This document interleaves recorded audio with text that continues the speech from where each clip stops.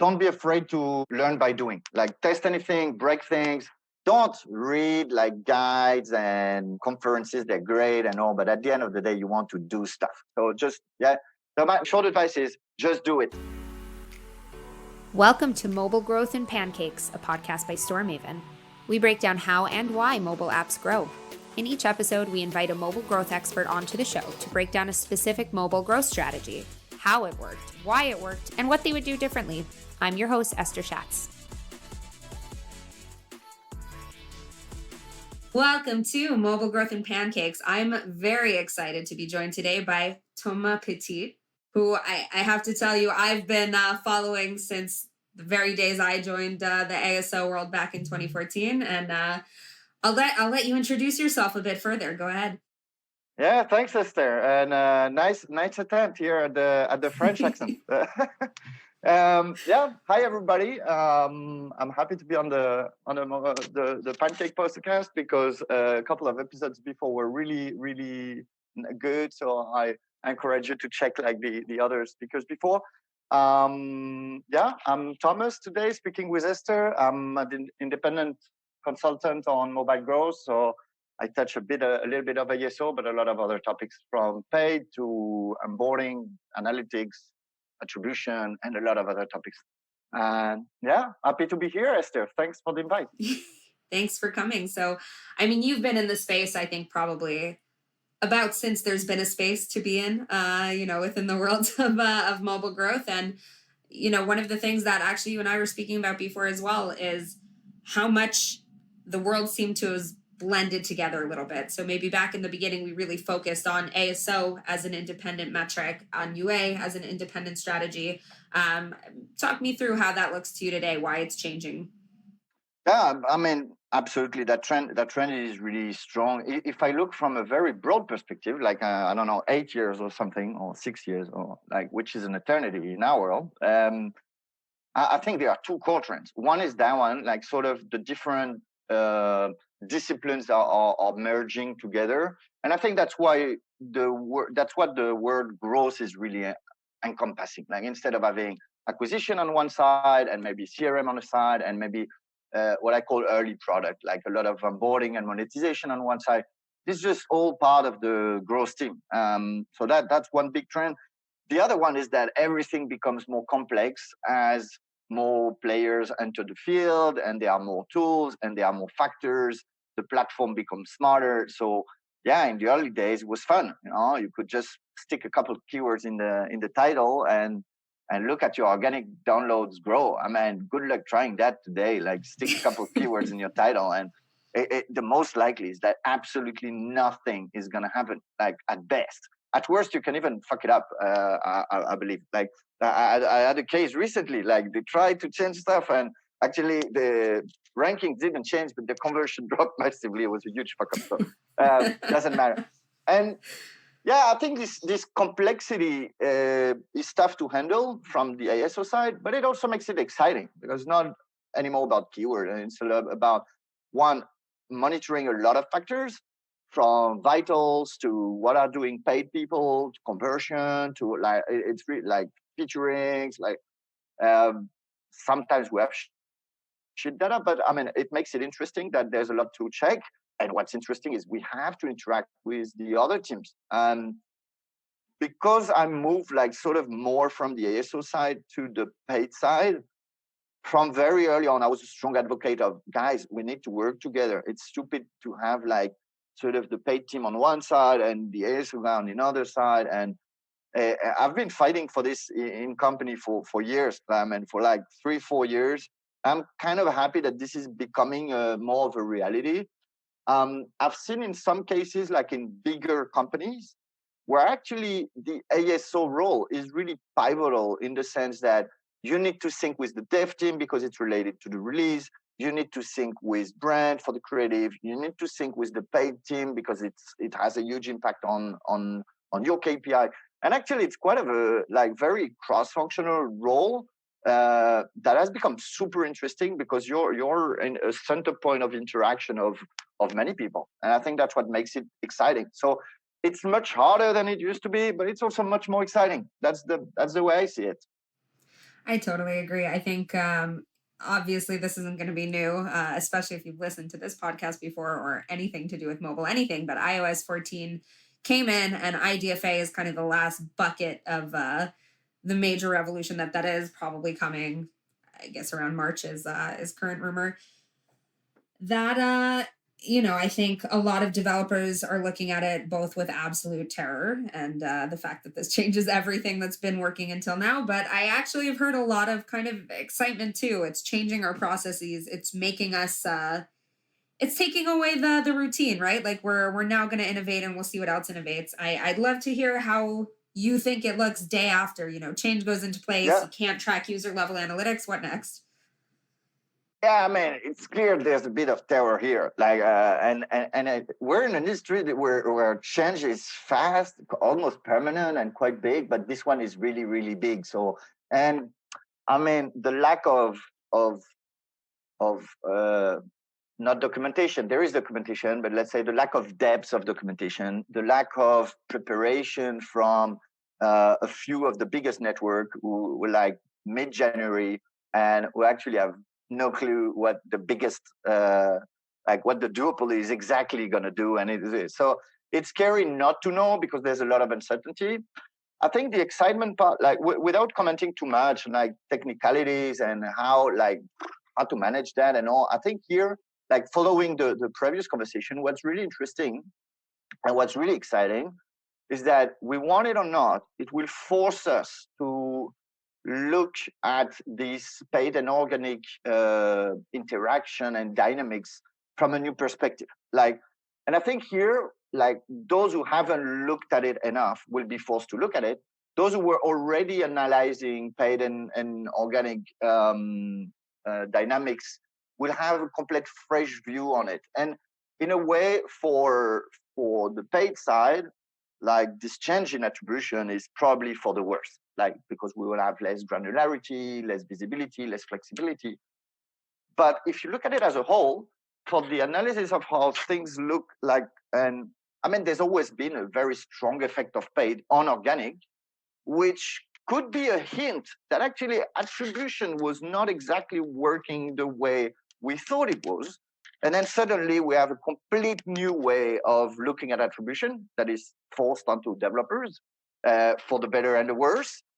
But the better part of it is that we will have to relook at things completely. And I think here one of the huge, something that has a huge implication is that Apple does not deal with impression view attribution, like view through attribution. And it's like everything is click based. But if you look at first the user behavior, you see that the younger generation, they're clicking less and less and going to the store more by themselves. Like clicking is a thing of our generation, of the 35 plus or whatever. Like, yeah, we're old school, we're clicking. Like the I feel younger, so old now. They they know don't. not to trust ads. They're not going to click straight on an ad. Didn't. Yeah, I mean, I'm clicking. I'm an old dude. Like, yeah, but I'm seeing it more and more. Like, and you see it like around you. Like younger audience react a little bit differently. But even in channels, that's why typically YouTube or TikTok have a huge view through attribution share. Like because it's video, because of the way the channel is, but also because of the audience that is there. And I think here it's gonna be like tough to reconcile, and we're gonna have a look at it. Yeah, and I had a second point, which was it's the user base, but it's also the channels. I mean, you look at TikTok like 2 years ago, nobody was putting a dime there, and now everybody is scrambling to raise their budget there. Even YouTube, I mean, YouTube's been there for like 15 years. But if you look in the media mix of most developers, like in even like 2 years ago, it was from a minority to almost zero. And then suddenly it took such a share because users are flocked there, because Google has moved a lot of, like, has unlocked a lot of inventory, raising the ad load and all, for the better as well. But then going back to your question is, yeah, the data we're going to have is going to look very different. My recommendation is the time to review your assumptions on how paid and organic work. Like, we're going to have a complete new world of information that is coming there. and we'll be able to contrast like the old way and the new way to try to improve our assumption, which are mostly wrong. We're thinking like, oh yeah, that channel has a 30% uplift or whatever. The truth is, our mathematical models behind that, they're pretty weak. And a lot of smart people right now, they're working on exactly that, on approximating better incrementality and the paid like stopping to see paid and organics the way attribution provider give it to us and the way stores give it to us. Like, App Store Connect and the console are notoriously really bad for that aspect. Actually, Google is so bad at that, they even removed it from the console, which a lot of people are crying about. But what I'm thinking is it better to have a wrong information I rely on or not to have the information? Usually I prefer the wrong information because then I can extrapolate a little bit around it. But for many people, maybe it's good not to be misled by something that is actually not the truth, and you're going to have to figure it out. Hey, it's not going to be simple for sure. But yeah, the summary here is that we're going to be pushed to look at this interaction in a new way. And for me, that's exciting. The terror part is we don't know where we're going. So I agree with you. Like, both sides of the coins are there. I love that point. Actually, I don't think I've ever thought about it that way. We've always talked about things like K factor and what's the unattributed side of paid and what's going on. But when you're phrasing it that way, when you look at TikTok, when you look at YouTube, which actually a lot of developers who focus on, kids, developers who are really going for younger apps, they need YouTube advertisement because how else are you reaching that generation? And the click-throughs are terrible, but that doesn't mean the ads perform terribly at all. It's basically, I've heard it from a few people at this point. You have to start, being comfortable with your performance marketing, also being your brand marketing. That's how you're getting your name out. That's how you're, where you're associated, what you're doing. I love, I don't know if you saw it, Calm, the meditation app. They did a sponsorship of the presidential debates in the US. Yeah. That was the crazy, there's no click there. There's no nothing. They soared. They were top of the charts for, I don't remember how long. It's so true that if you're so focused on click and that single user attribution of following the one person, step by step without being able to be in their mind, you completely miss these potentially massive effects that are, moving your needle in every way. Yeah, and this thing, we have to think, even though there's still a lot of people clicking, like in a way, like both for performance and organic, the way I'm trying to think about it is, let's forget about click rates. And typically on the paid side, I've always looked at what gaming apps would call IPM, which I call impression to install ratio, which is, if people click more or less, it doesn't really matter. Like, what actually really matters is that ratio without the intermediary step. This is the same when you look at it in search ads, because actually people can install directly from the search result. So if you're monitoring like, oh, what's my click to install conversion rate, it's a bit of a flawed metric in the sense that there are people who did install but didn't never pass from that. So I really recommend the click is important in the journey. Like, you have, like, from the organic side, you really have to consider how is the search result looking and how is my product page looking. But from a measurement perspective, I think it's not great to look at intermediary steps, specifically click-through rate and insta rate, and we should rather look at the insta rate directly as the combination of those two metrics, like as in IPM. And from an analytics point of view, I think this is the only way to go. But then from the ASO perspective, of course, you want to consider both situations, because some people are going to see this product page and spend time on it and so on. But it's interesting to think, like, you measure your outcome on one metric, but actually there are intermediary steps that you're working on to improve.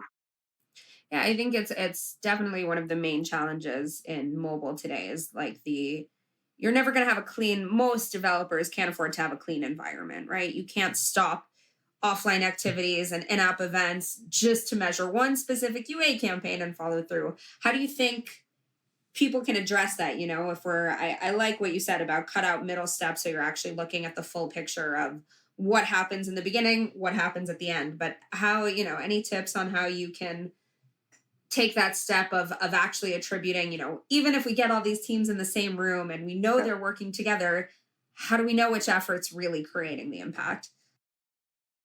I guess here the first part of the answer is accept the uncertainty. Accept that nobody's going to come to the table saying, oh, that action was exactly X. Like that we're all relying on estimations or methodologies that are provided by whether it's MMPs or the stores or your own extrapolation or whatever, you're based on a methodology that will have some flow. And I think here the first part of the response is accept the uncertainty, but also understand why the uncertainty. So that like a little bit dig into not only, oh, I know that we don't know, but like actually go into it. Okay, MMP do it more like this, and the store do it more like that, and I know that this channel might have this more effect, just like we talk about TikTok or YouTube, or oh, I know influencer. I can't like I don't know. I've seen an app recently. They only measure influencer results from what is coming into their MMP, and I'm like, guys, you're missing out on 90% of the impact of this campaign. Of course, it looks like shit if you only look at what's dragged.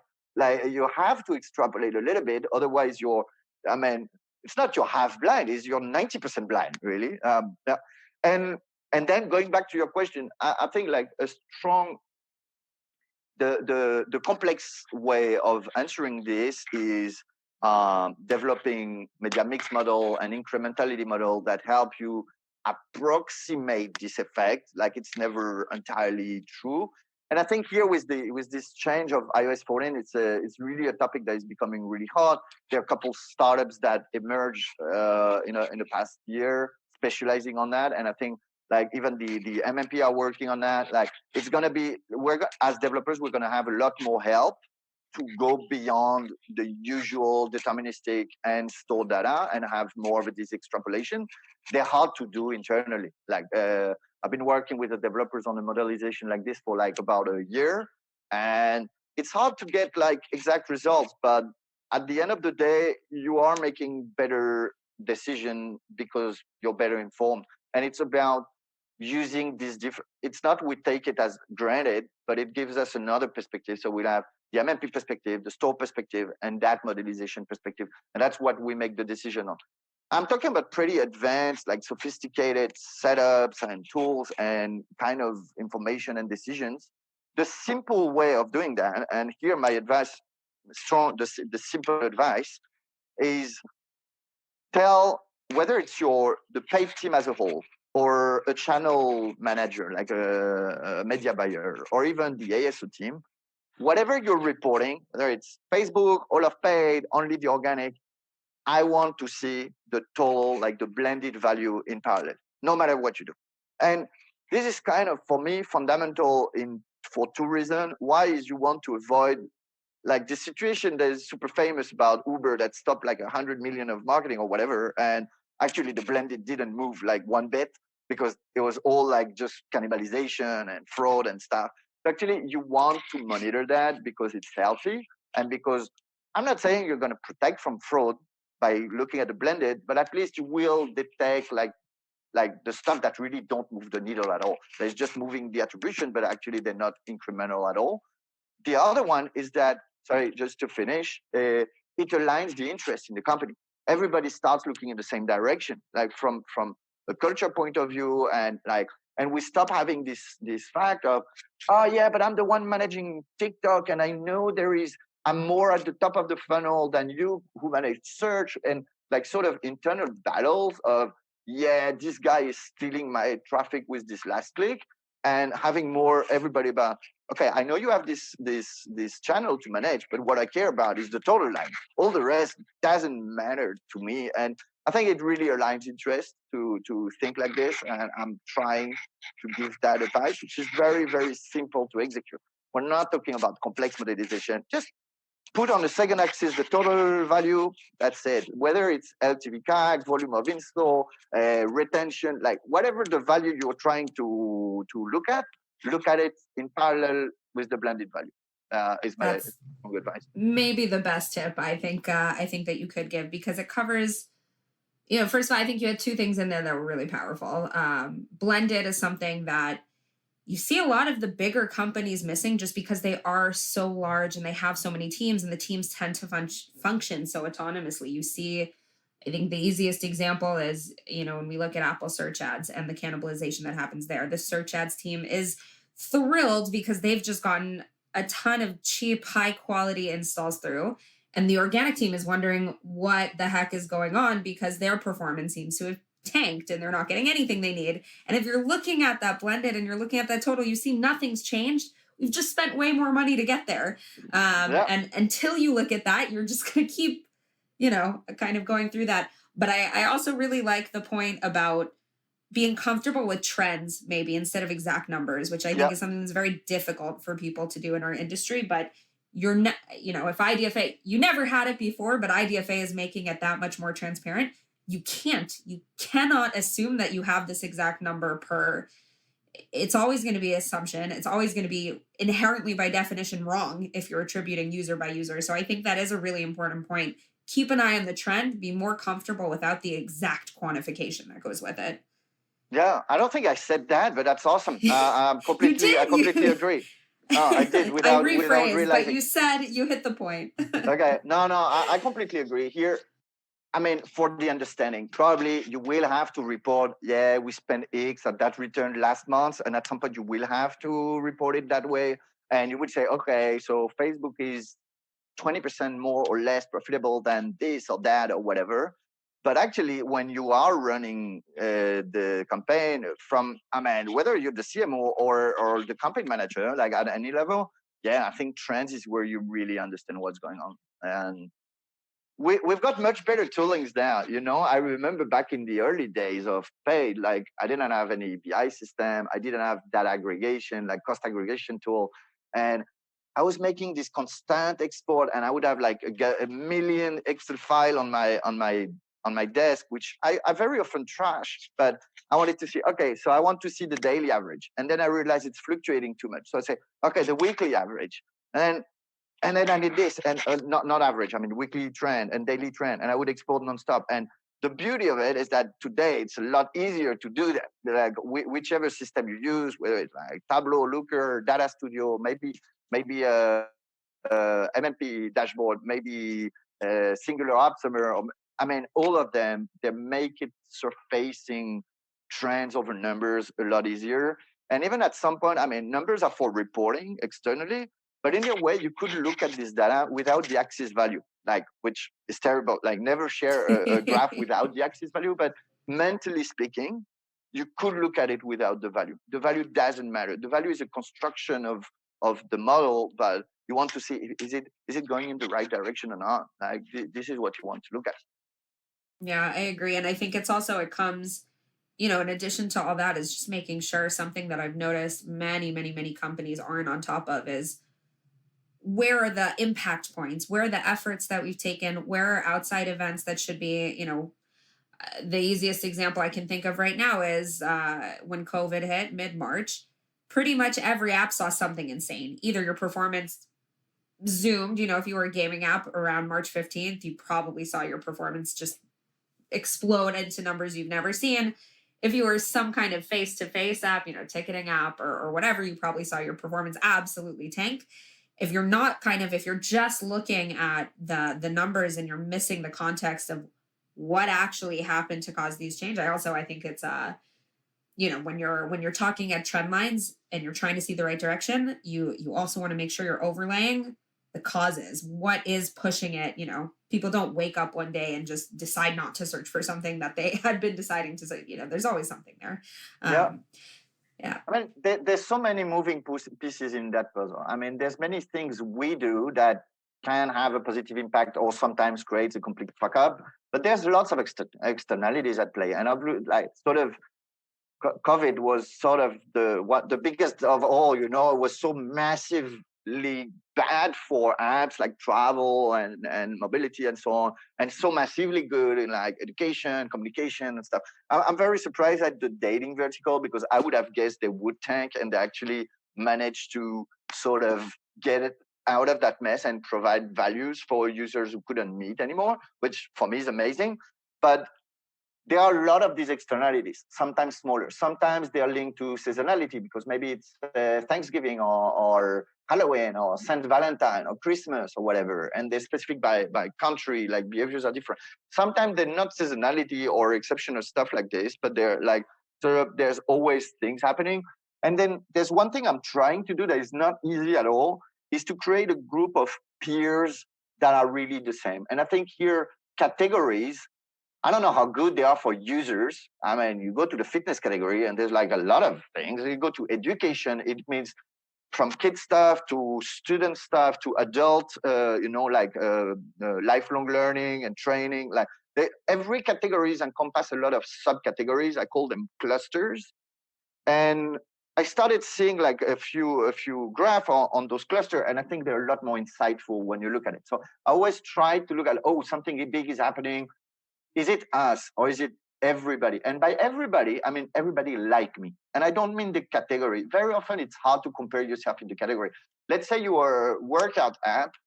Well, the meditation app might have a completely different dynamic. Or the diet app, which are also in the fitness and health category. These clusters react very differently. I work with one kids app, for example, that is in the education vertical. Yeah, but in the education vertical, my app is nothing comparable to Blinkist or even brain training apps that are usually in the education category as well. So I want to kick those out. And here I think Google did a great update in that I can like sort of have some of these subclusters. First in the conversion rate, where there are actually categories that are different from the store. You can actually get only meditation apps, only tracker apps, and so on. They're still missing a few subcategories here, but I mean, it's a great effort. And then I think it's in the review part where you can actually select yourself a group of 10 or 12 peers.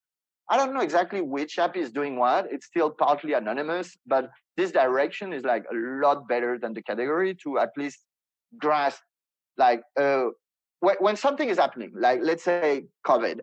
So this kids education app, obviously soar because kids are at home and you look for school replacement and so on.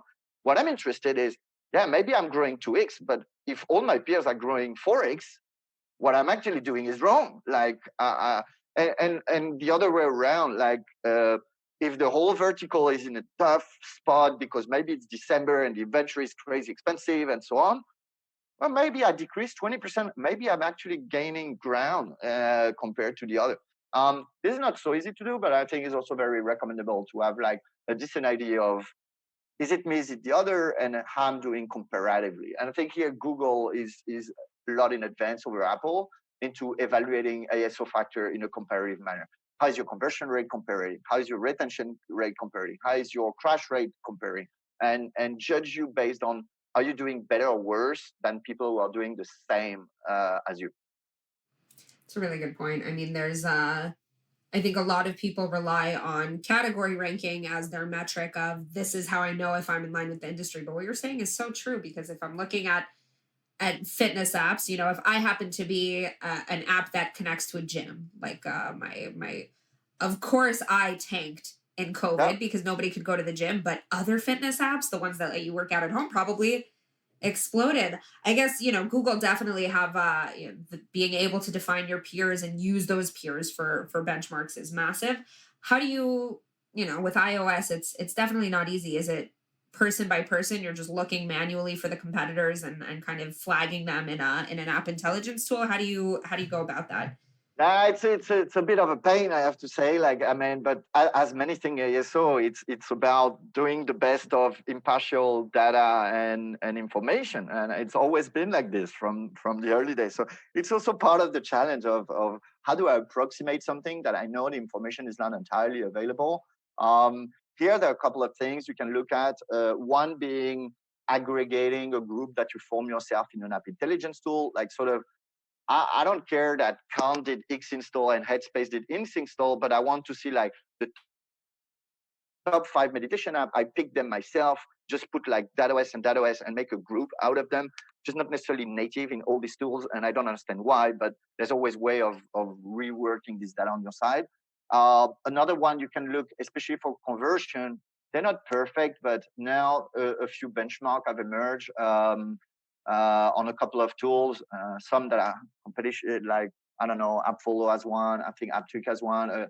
Like there are a couple out there where you can actually, like, what I hate about benchmark is that you're rarely comparing with something that is really meaningful, because here what you want to have is, okay, I want the category, I want the source of traffic. I mean, if I'm looking at the whole or search on it, it's completely, I have one case on the Play Store where the benchmark comparing to the subcategory, like to people who do exactly like they do, is much worse than the peers.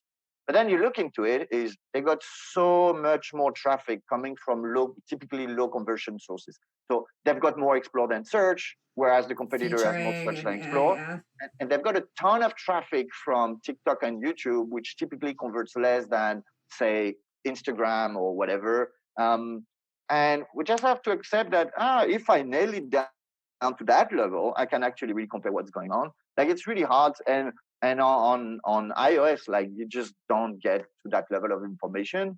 I think it's worse. Even I don't have tricks to surface information that just doesn't exist outside of Apple servers and that we're not ready to get. What I'm saying is, uh, keep aware, like, keep aware of what you're actually looking at. Like, even in those benchmarks, like, what's behind it, like, and this is where you want to look over time as well. Like, so sometimes I give a couple of ASO class, and also, like, there's a retention part, and the students are like, okay, but so what's a good install rate or what's a good retention rate? I say, the good install rate, the good conversion rate is the one that is better than the one you had yesterday. It means you're improving. It means you're making progress. It means you understand your audience better. Stop looking at the other. Stop measuring, stop comparing your dick with your neighbors, and start, like, looking at, can I iterate my product in a way that users like it more? And so even if it's a low value, but 3 times in a row you find an increment of 10%, keep going. You're in the right direction. That's the only thing that matters. Yeah, I agree. I think it's also one of the reasons that in a lot of cases, I'll recommend people not look at their conversion rate at all, because if you've done something that's increased your traffic dramatically, best example is featuring. Apple feature you on the Today page. You've gone up an insane amount in your impression rate. You're never going to go up by that amount in your install rate. It's impossible, because you were being exposed to more relevant people. Now you're exposed to way more, and some of them are more relevant, but so many of them are less. So then you want to kind of shift your KPI. If you're only focusing on your conversion rate, you think you've tanked your entire performance because you went from, 5% to 0.2%, but actually you brought in triple the amount of users you did before. So I totally agree. You have to keep benchmarks are a gift and a curse, because you need some level to say, something outside of me is happening, or there's a limit to what I can expect to hit. But you also tie yourself to a situation where, unless you happen to know, the ASO manager at every company, and you can get the, what are you guys doing right now, so I can compare to make sure we're really comparing apples to apples. You have to have the context. You have to really be looking at your specific scenario and what it means in relation to what you've done before. So I think, I totally agree. One last question, I guess, that I have on topic. It's a little bit of a shift, but we talked about a lot of the alternative things that are coming through, and companies that are coming up with different ideas to be able to tackle. Something I've spoken about with a few people is the idea of bringing web into the mix somehow, right? Like, you have certain tracking and abilities on web, and I know this is something you've been thinking about as well. So interested to hear your thoughts. Yeah, I mean,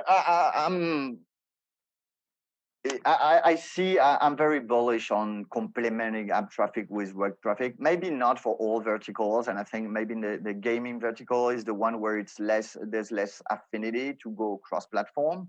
But then when you look at non-gaming, I mean, a lot of brands have already activity in both sides. Like, even if you're, like, mainly app, mobile first or whatever, and people are browsing, well, no matter what. And the fact that I see a lot of, like, UA people just like, yeah, I'm doing these app campaigns, I'm good. Like, oh, I'm protecting my brand all I can on Apple search ads, but they're not protecting the brand at all on Google.com, like on the web. For me, it's like a weird way. And the truth here is that it's hard. Like, it's hard to do. The data is hard to look at in combination. it's very hard to find professionals who understand both sides. I mean, I started on the web like before moving to apps around 2013 or around that or whatever. And I feel so rusty now. Like, you know, when I talk with like a few peers and counterparts, uh, I feel I mean, like 5, 6 years have gone, and I've missed so much that I feel like a total newbie there, which is a good feeling in a way also because you learn a lot and so on. But what I'm meaning here is that it's very hard to find professionals who are good at both. It's very hard to understand the dynamics of data when you have activities on both the web and the app. Some business have naturally like both sides, and I'm working with a few of them, and like it's so hard. Like it seems just I used to have that funny saying that there is an invisible obstacle, like a fence between the digital and the analog world. Like typically, that's why a printer never works, because the printer is sort of the machine that transform one thing into the other. And I had this feeling it's not only for printer, but like any kind of machine that transform analogic into digital or the other way around, usually keeps breaking and has bugs and whatever. Like there is a frontier.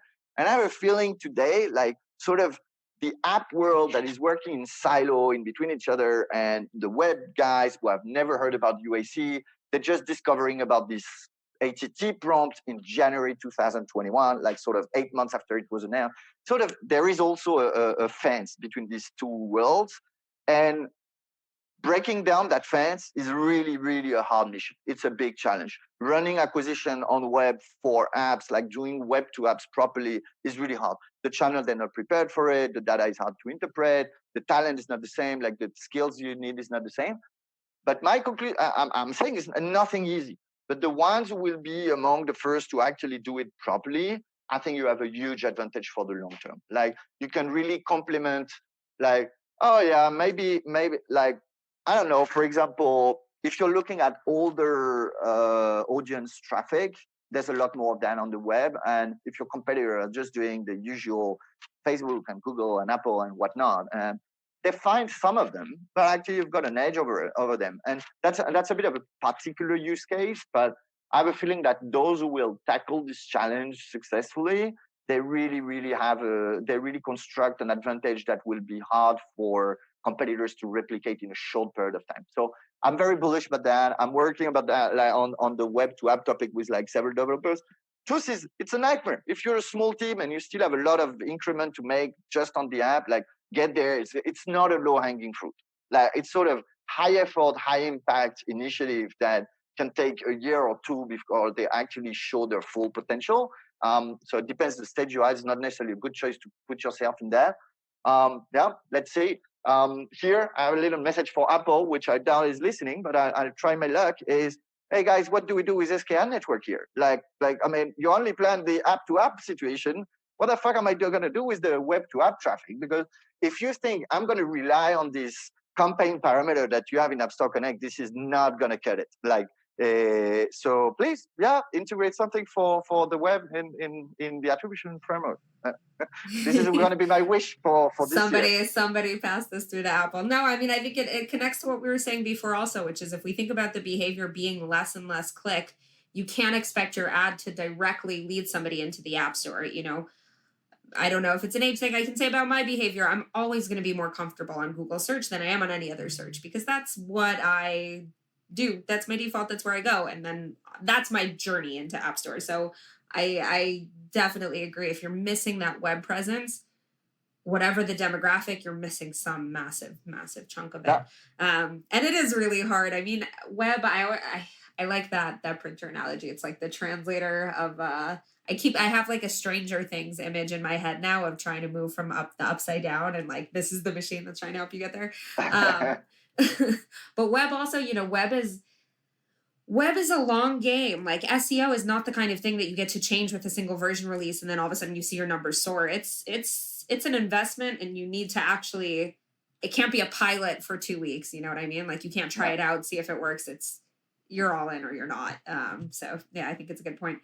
Yeah, the thing about the long game is that you don't see the result immediately. You can't do it in a sprint, but there's more compounding effect. Like mobile is so, or apps, the app world is so like sort of ephemeral. Like things go up and down like really rapidly. And I think here it's a way to build sort of a barrier of entry for other people. If you're able to like sort of invest these resources over 6-12 months and start seeing like what you've prepared, and it's really hard to replicate for others. So it's also a way to defend your business. And that also means the more you delay it, the later you start, the harder it's going to be. Like, so it's kind of, yeah, it's part of this long game effort.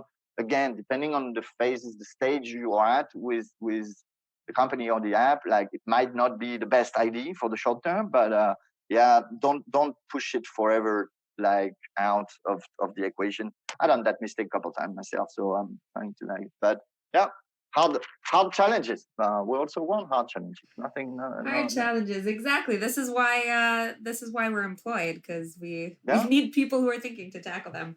All right, let's move into to quick fire round of questioning. So you've been in this space for almost a decade now. What's one tip, just one tip, that you would give to somebody who's just trying to break into mobile growth?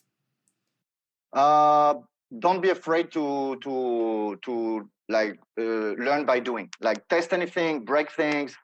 Don't read like guides and conferences. They're great and all, but at the end of the day, you want to do stuff. So even if it's a small app, ask an indie guy. You've never done TikTok ads. You want to try them. Spend $100 on it. Like it's the best training you can ever do. So just So my short advice is just do it. Never heard that slogan before. Okay. Favorite mobile growth resource? Favorite mobile growth resource? I'm a complete groupie of Eric Seifert, so I recommend Mobile Dev Memo as well as the Slack that goes with it. I think the ASO stack is also like worth a mention. Like really great community of organic practitioner and lots of learning and lots of people helping each other. So yeah, those two are really worth a mention. Let's say COVID ends tomorrow. We get to go back to normal life. Who is the one person in the industry that you want to take to lunch, and why? I'd say probably my closest friend that I miss, not necessarily people in the industry, but yeah, I'll name Andy Carvel. And why? Yeah, because Andy is such a joyful source of information, but he's also a good friend. And I think here in the mobile growth space, which is pretty broad, we're very complementary to each other. So every time I exchange with him, I think we're both getting something out of it. I'm strong, I'm weak where he's strong, and vice versa, and that makes the best partnerships. I'm in full agreement there. That's perfect. All right, most important question of this whole time: what is your favorite kind of pancake? You're gonna laugh because I don't eat that many pancakes, so I'm gonna say the French crepe. So it's kind of validate partly. Actually, I like the savory one, sort of kind of like an egg and lots of cheese and something. So I'm gonna say the savory French crepe. I like it a lot. We actually have a savory crepe place like 2 seconds away from us, so it's my go-to cool. Breakfast lately. Okay, amazing. Thomas, where can people find you for more? Where can they learn a bit more from you after this? They can find me online, because offline it's not the time to find me. I don't want you to find me. I'm very easy to find online. I'm in the Slacks I mentioned before, and you can usually find me on any kind of social network under the name Thomas BCN. Twitter, LinkedIn, those Slacks, whatever. I'm not on Instagram with that name, so don't look for that. But yeah, I'm very easy to reach online. Probably you can Google my name and find me. But yeah, and yeah, free to come and say hi. I mean, those Slacks, they're here to exchange between peers. You ask what's the best resources, and instead of answering by like a content, I answered by a place where you have actually other people to ask. And I think this is the way you learn. This is the way you have fun. Yeah, so let's see you there. My DMs are open. Amazing. Thank you so much for joining today. I can't believe it's taken this long for us to speak, but I'm really, really happy we got the chance. Yeah, great. Thanks for inviting. See you. And that was Mobile Growth and Pancakes. To find out more about StoreMaven and how we can improve App Store performance, visit storemaven.com. And then make sure to search for Mobile Growth and Pancakes in Apple Podcasts, Spotify, and Google Podcasts, or anywhere else podcasts are found, and click subscribe so you don't miss any future episodes. On behalf of the team here at StoreMaven, thanks for listening.